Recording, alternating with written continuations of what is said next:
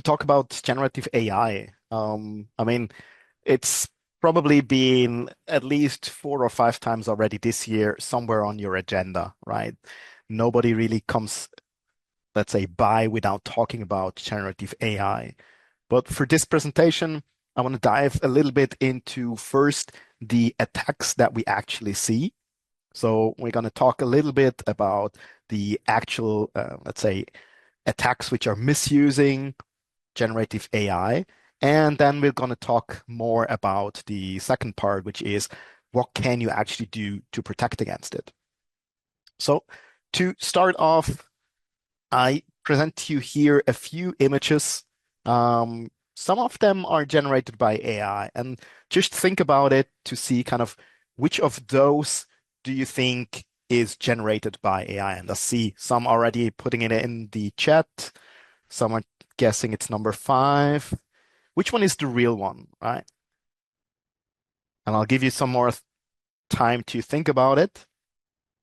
I see number 3 is there as well. Some think it's number 5. And I know it's hard because you kind of just met me now, right? But to kind of solve the mystery here, actually, they're all generated by AI. And this is what we see. It's getting harder and harder to find those deep fakes, specifically if you're not really in the context. So maybe someone you just met and they're doing a face call with you. How can you actually be sure that they are kind of the real person and not just some imposter who's trying to impersonate? And unfortunately, this is exactly what's happening. So here on the second part, you see a small video. This is completely deep fake. So this technically did never happen. It's generated by an AI, which then mimics my behavior. You can still find a few telltales with the eyes, and of course, very often, kind of the hair might not match perfectly, but still, it's getting better and better. So it's only a matter of time where even experts will no longer be able to distinguish between the actual kind of real person and the fake one. And now you can say, well, what does it really matter, right? I mean, it's nice. Yes, there could be some disinformation and other things, but what should we learn from it from the business? And unfortunately, we have seen a few of those being already misused in attacks, specifically in the business email compromise or CEO fraud. So those are the ones where normally you would receive an email, or more specifically, one of the finance department would receive an email or a message on WhatsApp or some instant messenger claiming to be the CFO of the company and saying, hey, we need to do a very fast transaction. And of course, you could normally always say, well, that's not really how the person talks on the email. You could verify by phoning back. And very often, yes, it might be the real account because the email might have been compromised and someone is hijacking the account. But still, there were a few telltales in the past. But now we have seen a handful of real world cases, like this one here with a global company, where some of the employees in Asia received some of the messages saying, hey, here is your CFO. We need to do a transaction. Can you please join a online meeting? And the employee already thought it sounds a bit fishy, but I mean, there's not really any harm in joining the web call, right? So he joined the call. And on the call was not just one person, but actually multiple persons. And they were talking to each other saying, yes, we really need to do this transaction. There's some legal things happening. That's why we need to go fast and so on. And in the end, they just, at the very end, approached that person from the accounts payable and said, hey, we'll follow up by email and instant messenger. Please just go ahead. Now we have all the details. And they then followed up by email saying, hey, please do the transaction, leading to about 25 millions being transferred in about 12 transactions. And well, you probably already guessed it. All of the other persons in quotes on that call were just deep fakes. And that's the genuinity of the attack, right? It's getting really, really hard to figure out what's happening. We've seen another case where it was a person, which the accounts payable employee didn't know, but they introduced himself as a lawyer from an external firm. And then for about 2 or 3 minutes, you had the CEO call in or dial in and say, hey, I'm on a really bad connection here. I'm out somewhere in the jungle. Um, this is the new lawyer. He will take care of everything. Just provide anything he needs. And then he dropped from the call. So with that, you already establish some kind of trust. And then even though the other person is someone that you don't know, you might now have more kind of trust relation base and more openness in actually follow some of the orders. So unfortunately, this is happening more and more. So now the question, how can you deal with it, right? And of course, yes, there are some software tools available which can more or less detect if it is a deep fake, but it's the cat and mouse game, so it's not always easy to tell that it is really a fake. Because I mean, even here, my video has a virtual background, right? So some of it is digitally changed, but it's not my face which is changed. But this is really hard for the software to know as well. So for those of you who remember the Terminator 2 movie, you might remember that here Arnold Schwarzenegger as the Terminator actually challenged one of the other AIs and said, hey, let's find out if the foster parents are still alive. And they did it by asking for some well-known, as in that context, the name of the dog and say, hey, how is Wolfie doing? But actually, Wolfie was not the name, right? It was Max. So by answering, they knew, okay, is it the real person that know the name of the dog, or is it some imposter? This might sound far-fetched, but we've seen similar things actually happening in another case in Italy, where someone from Ferrari got one of those CEO fraud calls as well, and they challenged deepfake by saying, hey, you recommended me a book to read last month. Can you please tell me which book you recommended me? And with that shared knowledge, they kind of exposed the imposter because, of course, the deepfake didn't know and therefore canceled the call. So those things can work, but it doesn't really scale. That's the issue, because now that means we need to generate kind of a secret one-way password for everyone that you interact with. And once you use it, of course, you can no longer use it, so you need another one. So this cannot be the solution. And unfortunately, it's getting even worse if we look at it, because in the future, well, people like the CEO of Zoom actually want that we have AI in those meetings, right? And I've seen a few note-taking bots, even in that web session that we're having at the moment, right? So now the idea of the industry is that you have AI talking to AI, and hopefully we will then have the time to go have a drink or go to the restaurant, right? And then just have the summary afterwards. I mean, I definitely would like that. But now the question is that you have AI talking to AI. How can you tell your AI to be very skeptical if the other one is an imposter? So it's getting harder. You need to have authentication out of band methods. And of course, in the end, there needs to be some way to do it. But let's take one step back, right? We talked about the deep fake, which could be video, which could be just images, could also be just sound, as in audio. And we've seen multiple variations. Sometimes it's just partial. So you have a face swap, for example, or lip syncing. So they just take an original and change a little bit of it. Or sometimes the full thing is artificially generated. There's various tools out there that can be used.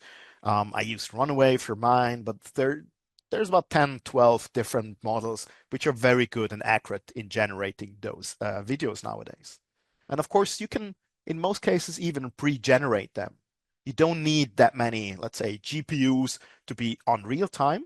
You can if you need to, but as an attacker, you can already do all the calls, right?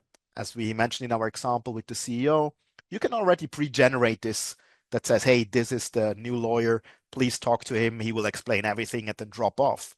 There's no interaction needed.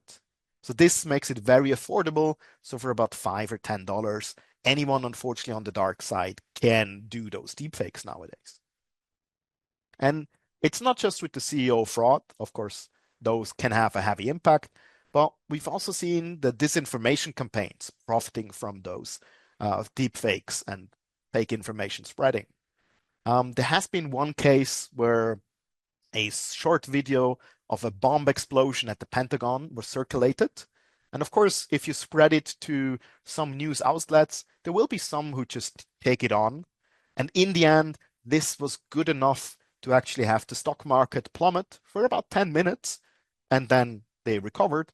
But having the knowledge that the stocks will drop in 10 minutes is, of course, already good enough if you're kind of an insider trading to make a few millions out of this with even an easy way to clean the money. And now just imagine if someone did the same, let's say a video saying, hey, the CEO of your company just died, or the CEO of your company talked about something very inappropriate, right? And says, hey, I'm resigning. This can have a serious impact on your organization because now you have to fight this bad information. So the question is, do you have an incident response plan that covers this? Do you have something in PR with, let's say, the skills to write up something to cover this and also the contacts to then follow up and say, hey, this is actually just a deepfake message? Because if you need to establish this first and you wait 24 hours, this can be very bad. Another thing that we've seen, for example, in the UK are insurance fraud cases. So think about car insurance, where you say, hey, I have been in a car accident. It's completely trashed, but I'll go to my garage and they will fix it. Please pay me. Well, we've seen a few people who now just take pictures of their regular car, but now with deepfake, you can generate any crashing that you want. So they modified the images to look like there was a hailstorm, there were some parking damage on the side, or even a frontal crash. And then they ask for the money, they claim the money. Of course, they have to work together with some repair shop, which then sends some invoices for the damage that never happened. But this is something that we have seen in the past, but now with deepfake, it gets easier to fake. And of course, we get the classical son in trouble or relatives in trouble, where the attackers just look on social media and they might find, oh, there's a relationship. Here's a grandparent and the son or the grandson, and the grandson is on a motorcycle tour in Spain.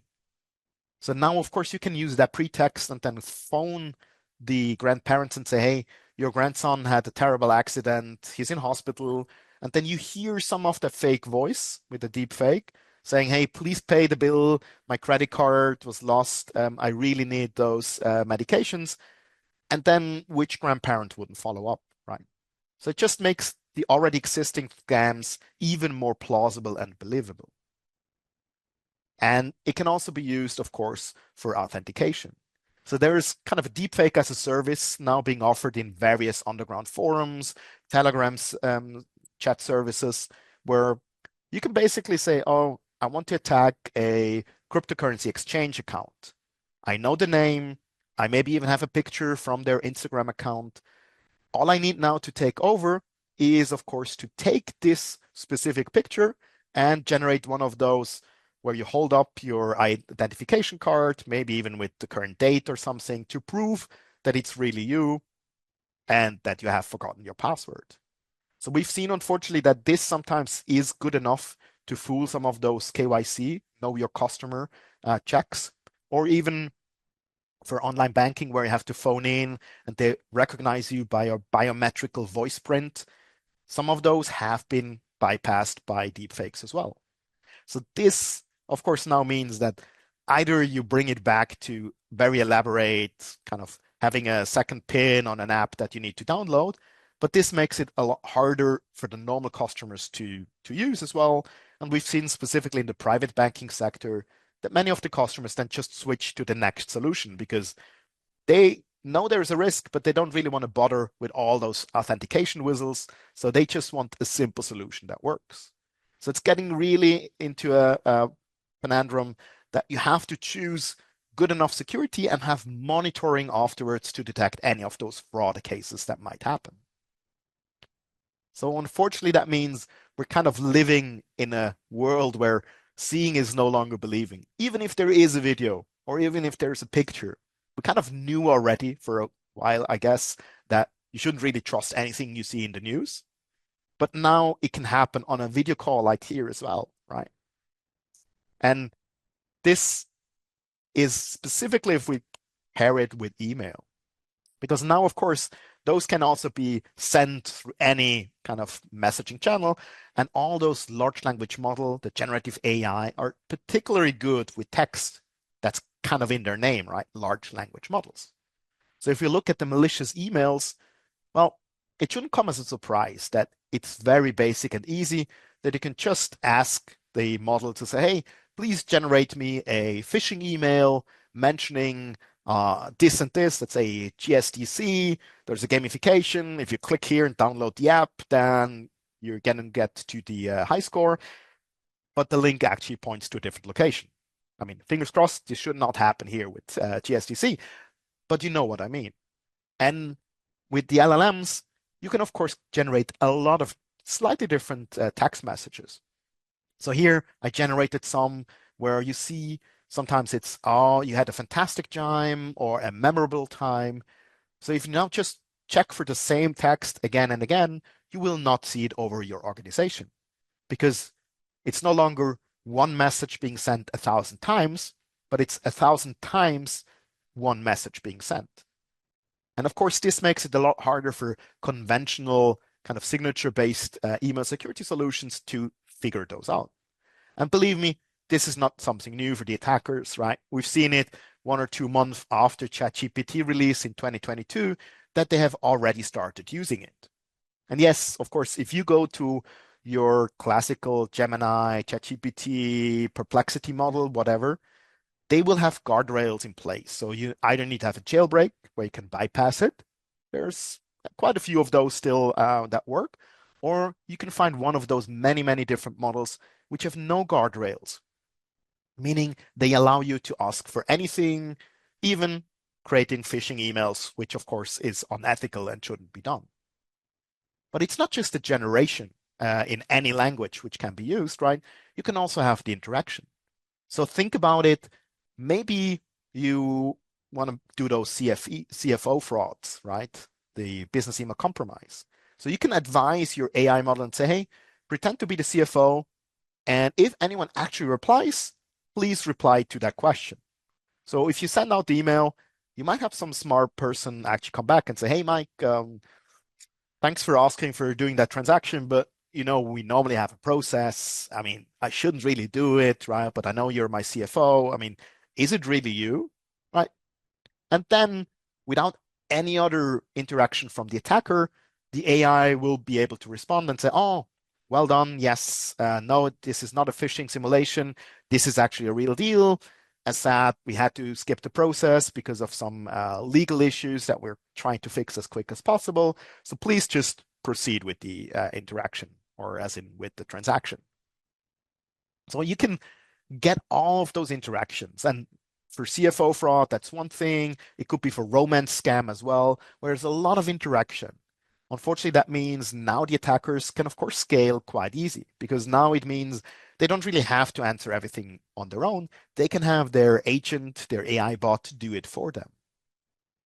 So if we move over and kind of imagine the whole phishing operation, then yes, you can basically operate everything, right? From selecting the victims, maybe by going through some recent breaches or doing some lookups on LinkedIn, social media, and then, of course, doing some personalization. So there are some models which can figure out, oh, Candid West, yes, I've seen him. He's interested in security. He's based in Switzerland. And then they create a lure, a text message, which works best for me, right? Something which might be of interest to me. And then they write it in the specific language that is appropriate for me. And of course, they can also generate a script which can send the email to be more flexible. You can even generate a script which could copy their landing page, the phishing website. For example, if you want to go for M365, you could do a login page for Microsoft. And now, as I said, even if someone does actually answer it or has a question, you can just follow up with the AI in a loop to make everything automated. You can even do reinforcement learning, meaning whenever a URL gets down, you can automatically detect it and say, oh, let's generate a new phishing website. Or you can see, oh, maybe at the moment, Christmas phishing emails don't really work that well. Maybe we should go to something for Easter, or maybe we just stick with the package delivery notice and kind of see which of those messages actually gets the most success rate, just like any other marketing organization would do as well. So if we move over, well, this is a quite bad picture, right? But then again, think about it. If the perfect grammar was all that actually protected you so far, then you probably had some other issues as well. I mean, spear phishing was already capable of doing perfect emails in the right language with some hook that actually matches for your country, right? Saying, hey, you're in Nigeria, you're in South Africa, here something that is relevant to you. So you already would have needed a specific dedicated email security solution which can solve those issues.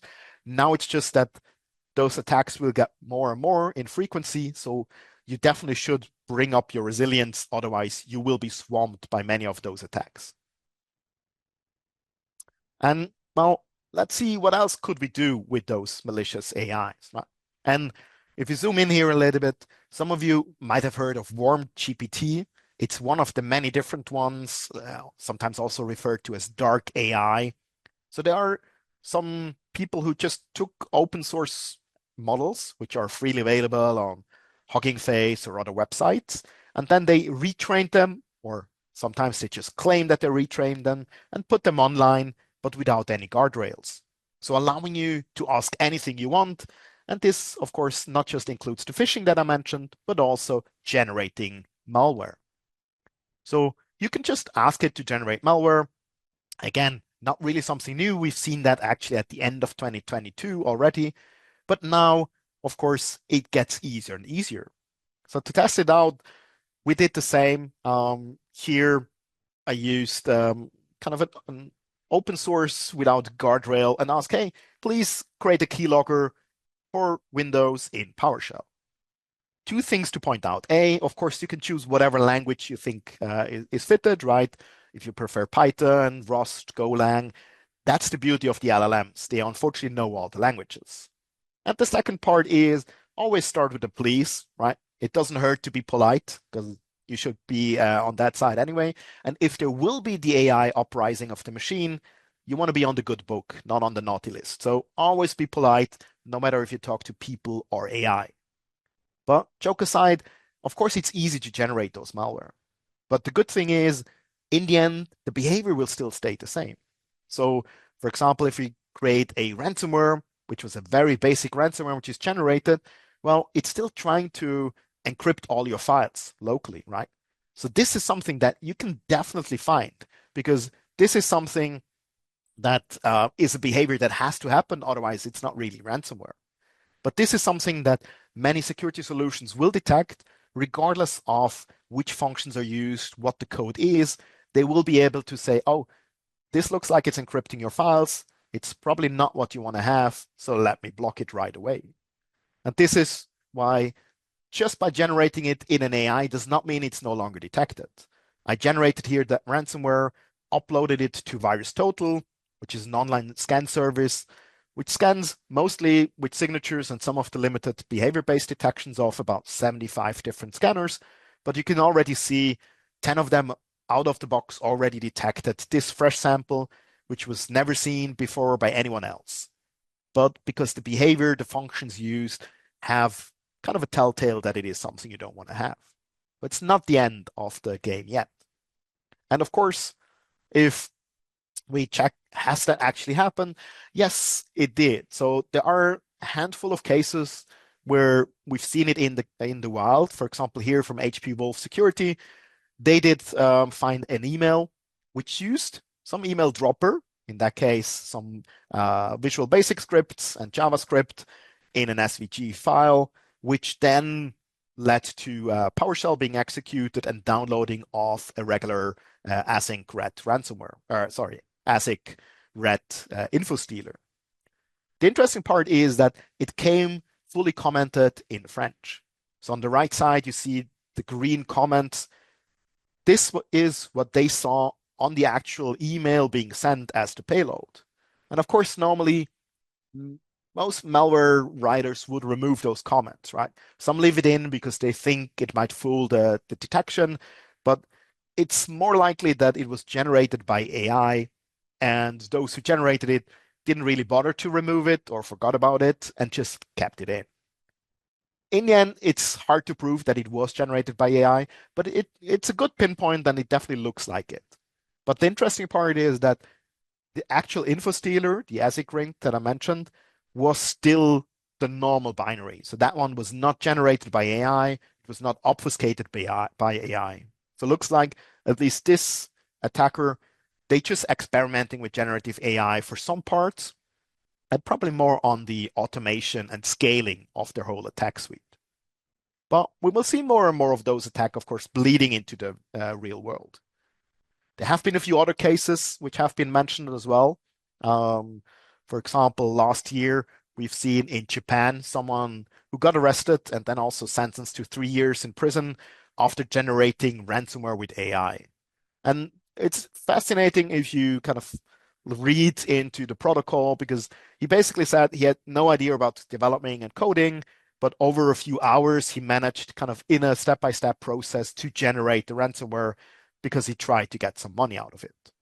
There was another case before that in China where 4 people were arrested because they were using ChatGPT to generate ransomware and then spreading it out, asking for $20,000 in the cryptocurrency Tether. But it also shows that, yes, generating it is easy, but of course, that does not make you a criminal mastermind, right? There's still a lot more behind it, thankfully, because otherwise, of course, it would be even worse. But generating the ransomware, the malware itself, is not there yet to make a real impact on the ecosystem. And while we're at it, of course, there have been a few reports by OpenAI and Microsoft. Google also released their report earlier this year, where they monitor everything you put in, and they wanted to see have they seen anything, let's say, horrifying, and have some advanced persistent threats, as in nation state actors actually being abusing it. And the good thing is they have not observed anything which is really remarkable or unique. What they have seen is there have been quite a few APT groups from different countries like Russia, Iran, China.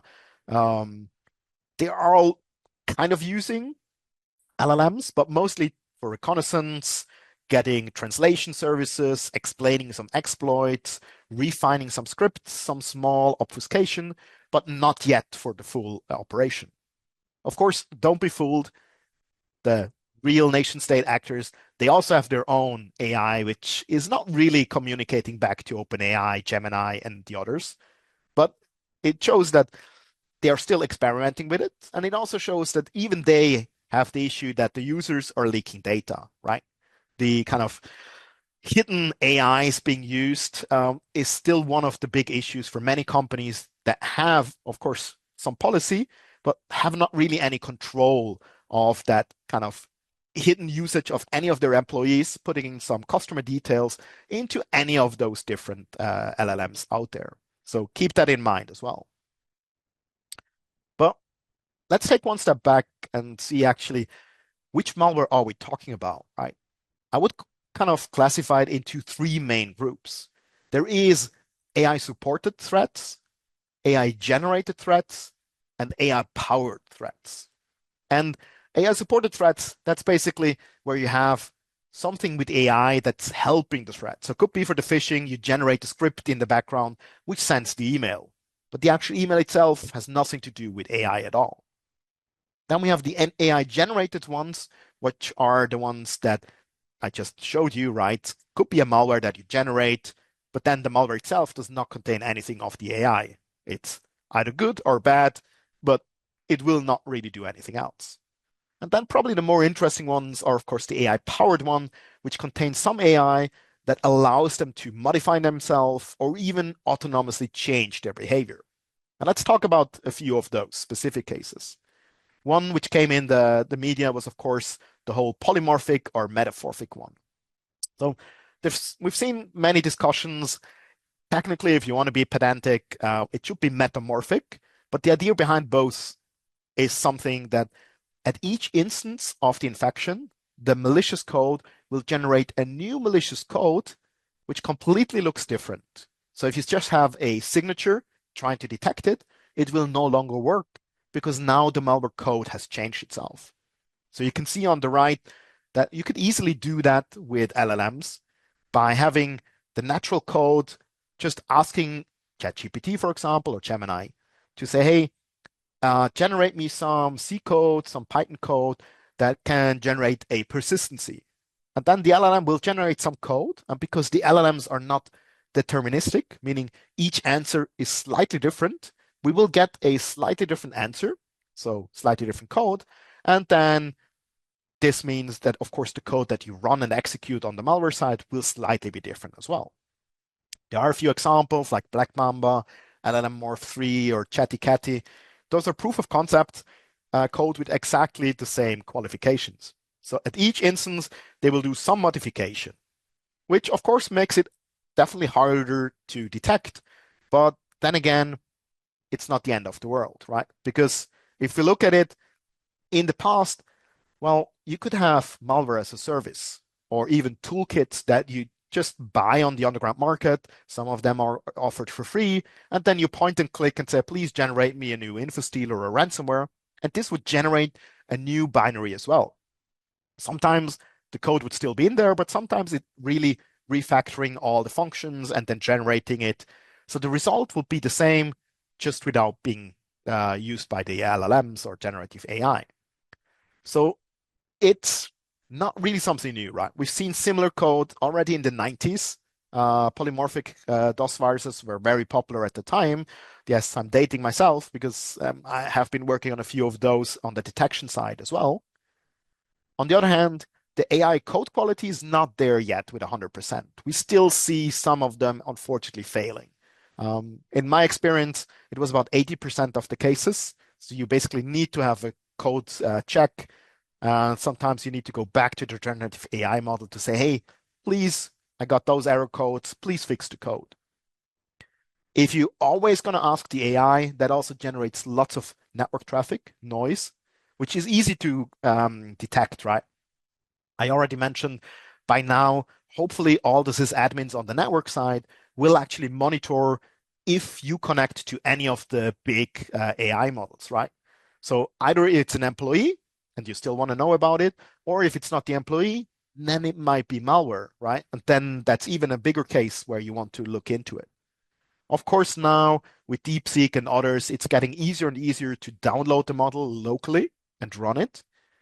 But I'd say we're still at the limit. So it's still a lot of data that you need to download it, and it's really slowing down your machine as well. So normally, if the machine is slowing down, that's something that the end user definitely will report to IT because nobody loves a slow machine.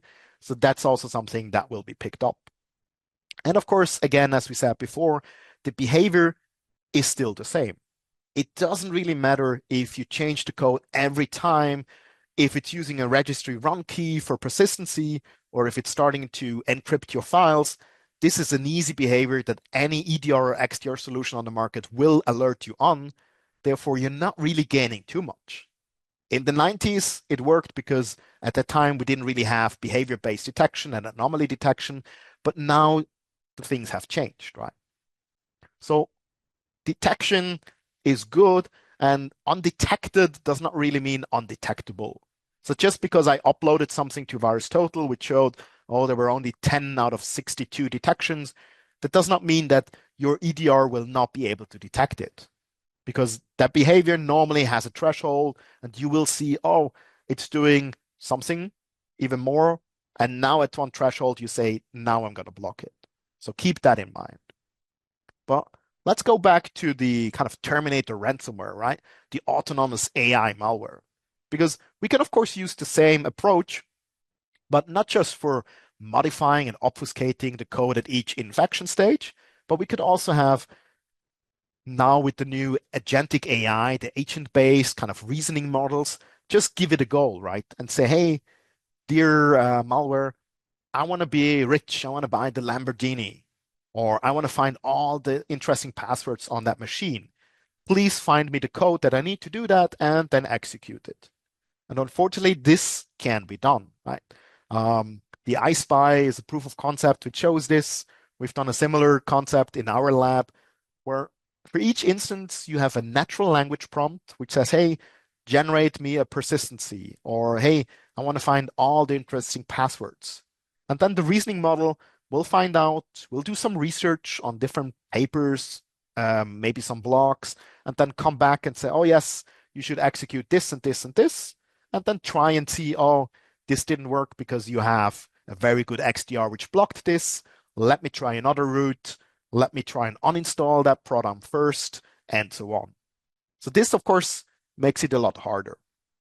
But if you take, for example, iSpy again as one of the proof of concept code, which is out there, um, or at least described out there, let's put it that way, then even they kind of went back and said, well, we don't want to have it completely open. We want to give it some guidance on what to do. So they basically just have it select some of the functions and routines, but still being deterministic in terms of only a limited or finite amount of functions that can be used. And of course, they're always checking kind of if we're still on track. But I give the point that yes, it's not having any malicious code per se in it.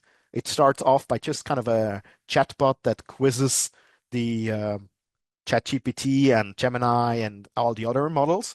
But then, of course, it will react on it and execute. So depending on what it's receiving, it might tend to do something malicious. But then again, it's not really something new, right? We've seen that in the past as well. Some of you might remember there was an APT called Regine, which had over 50 different modules. So whenever the kind of starting foothold downloader component was started, it would analyze the environment and find out, oh, you're on a client machine, or you're on a web server, or you're on a financial banking system with Swift network access. And depending on this, it would go back to their command and control server and then download the appropriate module for this. And of course, the module could be updated over time as well. So instead of having the AI model to automatically do it, in that case, there was some, let's say, APT operator in the background, which would just generate the new model, making sure that it's not detected by anyone, and maybe obfuscate it in a few steps if they have the exact information. So again, same cycle, but now it's just more automated, more scalable, more, let's say, frequency observing, but it's not really something new. We have seen that, even though it's just with if this, then that. And you still need kind of an expert in a box because it still is quite hard to know what is the best method to do something. Because if you just randomly select any persistency method and you basically over time use 10 different ones, that's going to light up any XDR solution like a Christmas tree because now we have so many different things that are unusual on a normal system.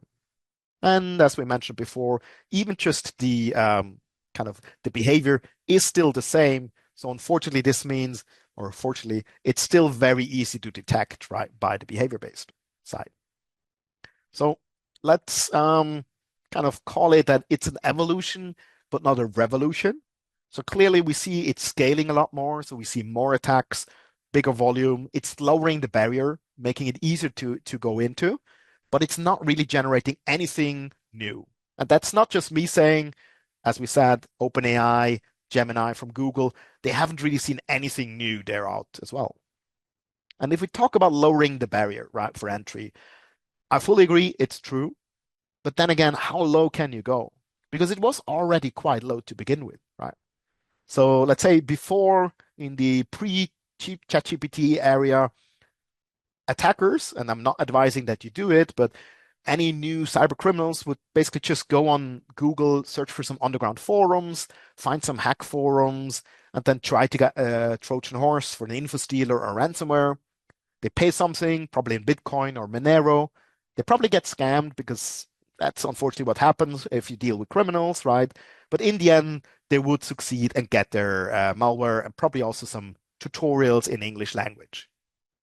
Well, that's pretty simple to do, right? If you compare it now to generative AI, you have to find an LLM where you can ask the nasty questions. So either one which is open without guardrails, or you have to find a jailbreak. So that's some research that has to be done.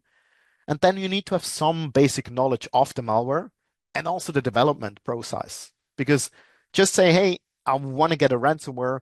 Well, which language you want to have? And as I said, normally it will just have a very simple one with a basic symmetric encryption. So the key is still in the binary. So nobody would pay for that. So you need to ask the right questions, and this still takes quite a few hours time to generate it. It's doable, yes. And of course, once the attacker has it, it's easier to replicate once they learn something. But in the end, it already has been and therefore will be in the future to do very simple to generate malware, unfortunately. And now this year, the whole thing could, of course, change if you look at the whole agents. Agentic AI is kind of the new buzzword for this year, where we see autonomous small AI bots doing anything that you tell them to. And we already see some companies and also open source on GitHub that do, for example, vulnerability scanning. So they can scan for vulnerabilities in your environment and then find it, generate an exploit, and see if they can actually exploit it. So this will be something that the attackers, of course, can do as well. And sometimes you even get it for free. So those who are using Microsoft Copilot, well, Copilot basically gives you all the information in one central location, allowing you to do things like here, where you say, hey, please summarize me any emails with employee benefits like salaries and other things, and do that on a weekly basis, and then send me an email with all the summary. This is something which they advertise as a legitimate business case, right? But think about it. That's not too far off from an info stealer. When I say, hey, please summarize me any new document on SharePoint that contains passwords or credit cards and send me an email to this Proton email. It's really hard, and the line gets really tough here to find out which ones are the legitimate cases and which one not. So definitely keep an eye open on those and monitor what is actually being used. Because we see AI is definitely changing the fight, right? It's getting easier for the attackers, so even lower with the barrier, as we said, kind of a limbo contest. The volume increases, so we get more of the same, not technically sophisticated, but still a lot more of those attacks are happening. It's more automated and it's also more personalized. Phishing email in your own language without any spelling mistakes that really talk to you specific and something that actually matters to you. So making it a lot harder for you to probably notice that it's not just a bank that you never dealt business with or some parcel delivery of a service that you've never used. But the good side or the good thing for the defender is that, of course, yes, there's new attack surfaces, but the existing protection stack still works if you apply it correctly. So you can still use behavior-based detection. You can still use anomaly detection to figure out if someone tries to encrypt your data. And then you can still have your backup, your immutable backup storage, disaster recovery, and anything else applied to it. Of course, you might get flooded because now we have more attacks happening. So if you're just having a one-to-one ratio with alerts, you will get flooded with alerts. So we're kind of moving into the area where you need to have your own AI bot fighting the other evil AI. So basically, AI versus AI is the future. But make use of artificial intelligence for cyber defense, right? You can definitely use it for a posture exposure checks. So without just doing it a snapshot once a year, you can now do weekly or even daily scans in your network to see, is there a service exposed that shouldn't be exposed, right? Is there a WordPress which has not been updated and not patched? Is there some SQL database which probably should not be exposed to the internet? Those kind of pen test automations can be done, and this can help you to find it before an attacker will, or at least prioritize it so that you know you can patch it without having to wait 3 months till your next patch cycle probably comes, right? And you can also do predictive analysis, like an early warning system. So you can use AI if you feed all the right information into it, if you have the visibility, you can see, oh, there's a bottleneck. There's a high chance that if this system here goes down, your whole infrastructure will be down. Or if you're not paying attention on this, then yes, unfortunately, you will lose some data and have access loss, which probably shouldn't happen, right? So those are things that we can actually do nowadays. Um, Anomaly detection, already mentioned. If you know what the normal person is doing on your machine, you can pretty much say, well, if they're normally not running any PowerShell scripts, and now suddenly I see 20 different PowerShell commands being executed, either something new is happening. Maybe the admins are generating something, but then you, as the admin, should know about it.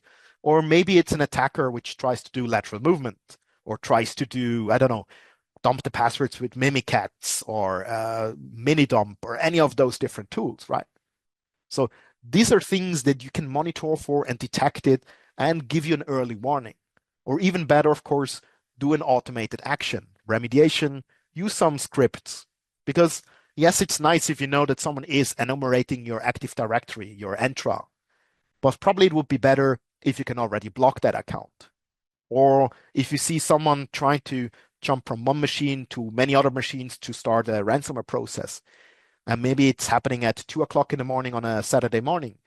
Maybe it's better to stop it there and then have a look in the next day in the morning shift when you have the resources to actually dive into it and not just have an alert saying, oh, by the way, yes, there was some ransomware 24 hours ago, but by now you probably know it because everything has been encrypted.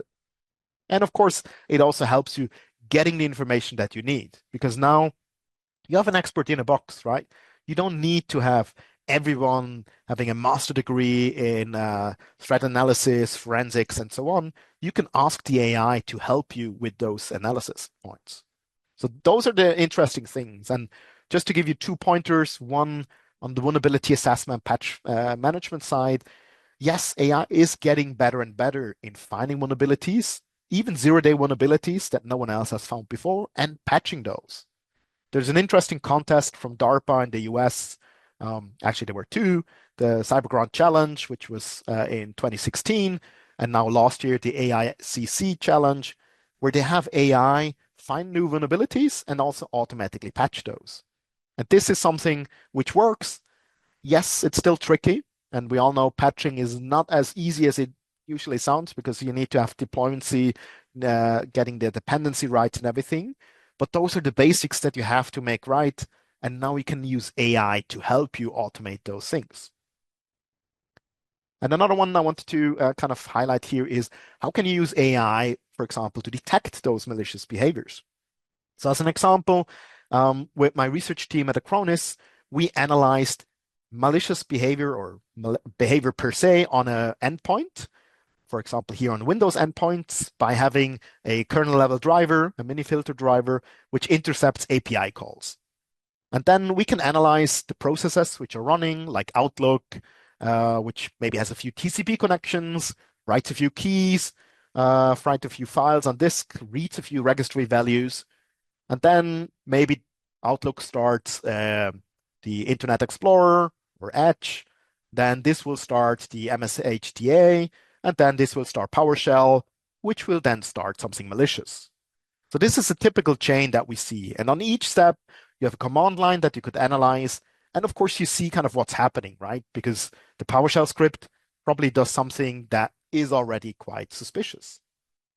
But you don't really want to analyze it manually. You don't want to do manual inspections. So of course, you can use AI to find the needle in the haystack. So we used exactly the information that you just saw, generated a tree, a provenance graph out of it, where you see which process is starting which process, and just focusing on a few simple APIs like writing files, network connectivities, registry keys, and creating new processes, those four, we can know what is happening on those systems. And in the past, we probably would use recurring neural networks, RNNs, but of course, since 2017, the thing to do is using transformers like the ChatGPT and LLMs are normally using. So we fed everything into it, allowing us to analyze the whole sequence of those behaviors with, of course, the intention to make a prediction, what is a good process and what is a bad process. So what we did was we used that. You see here the provenance graph. Then we enriched it with some additional information because, of course, you also want to know, well, do we know that this is a, for example, persistency method? That's something that we can add already and say, oh, this registry key, very suspicious. Or if a file was downloaded and then started later on, that's something we want to know as well. And with that, we go through it. We also added an extra transformer model for the command lines. And with all of those together, we can actually detect a process before it's doing anything malicious, just by kind of the behavior that leads up to it and have a prediction if it's good or bad. I know this was very fast. There's a QR code. We published our research, so you can find all the details, just as an example to show that it is actually doable, right? Of course, automation in the end is the thing that you should focus on. So having some playbooks, right, where you can define what is the best action and it can be applied automatically, as I said, at 2 o'clock in the morning at any time without you having to manually do it. It can help you support you in your decisions, finding the information. So even if you have no idea, instead of just Googling it, now we can use the AI to actually figure out what would be the best next step in doing the analysis, the triage, and so on.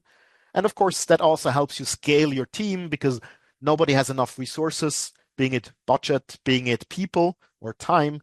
So now AI can be your friend to help you with. And if we look over different kind of statistics, right, we see that yes, many of the other people out there, they agree that AI can really be a tool that can help you be better in cyber defense on the various aspects. So don't be afraid of it, use it. Of course, there are a few things. We mentioned new attack surface, right? So people might be able to poison your model, which then means that you're losing completely the visibility.